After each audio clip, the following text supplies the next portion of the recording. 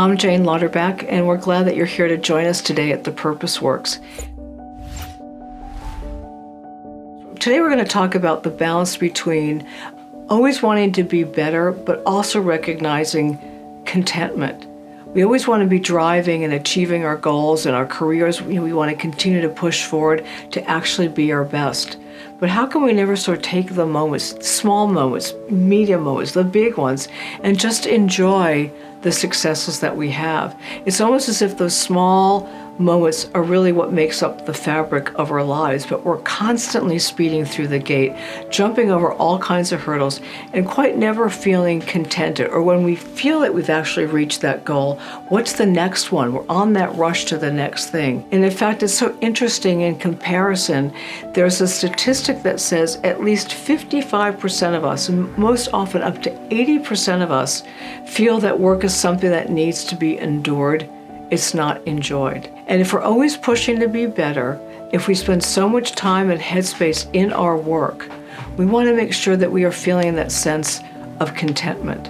And many times that sort of obsession with work can stem from our inner demons. It kind of feeds on our insecurities and assuages our guilt. And when we see that others are overworking, it kind of, allows us or gives us sort of permission that maybe we need to do so too. And so we're constantly in that spin, chasing our goals, and for what? And so we need to make sure that we're appreciative of the things that we're able to reach. And that allows us to actually, when we stand in them, to be able to go to the next thing. So what's really going on? What's really going on is what's going on kind of in our brains. There are a number of neurochemicals that promote or inhibit the brain's oxytocin release. And the more that we are trying to strive and the more successes that we get, it releases that influencer or that modulator of oxytocin. It gives us a buzz, that warm feeling. It heightens our ability to connect with others and be engaged. And so we're constantly not only chasing the goal, but it's our brains that are doing it to us. We're constantly kind of going through the next stress to get to the next oxytocin level, and that's that thing that we just can't get off that kind of a wheel. And so if we just take a moment and pause so that we can redirect the energy, because the more that we do it, the more that we have to do it. And at some point, as we all know, and kind of where many of us are these days, it's just not sustainable. So if we follow an Egyptian proverb that puts all of this quite simply, life will alternate between one day being of honey and one day feeling like an onion. And so we need to sort of recognize that not every day is going to be great. We certainly want more great days than not great days. But when we're kind of hitting these moments when it doesn't quite feel very good, absorb it, take it in, but also know that we can work towards making it better. And one way about making it better is just to stop for a moment and enjoy and think about the things that we have. Realizing and accepting what is here and what is now, and that within our own capability, we can change it.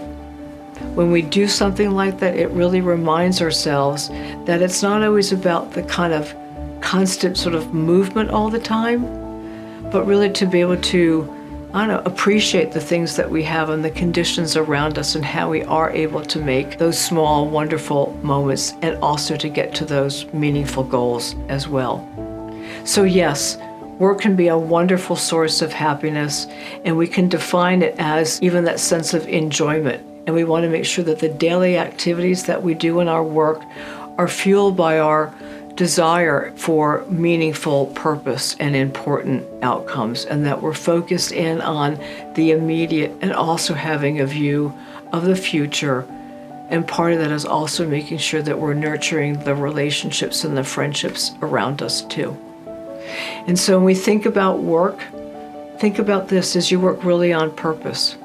Are you doing the things that really do give you enjoyment, so that when you do hit a roadblock or whatever, it's okay because you're on a path to doing something that's going to be important for you as well as those around you? The other piece, and this is more around, how do I just manage the flow of everything? And I think it's not about, I need to get really good at email and manage my email. It's really around what's important to you.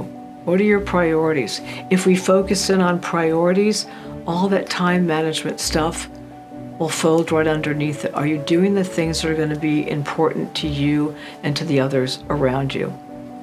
And simply just recognize that not every day is going to be great, and we all don't always have a great day every single day.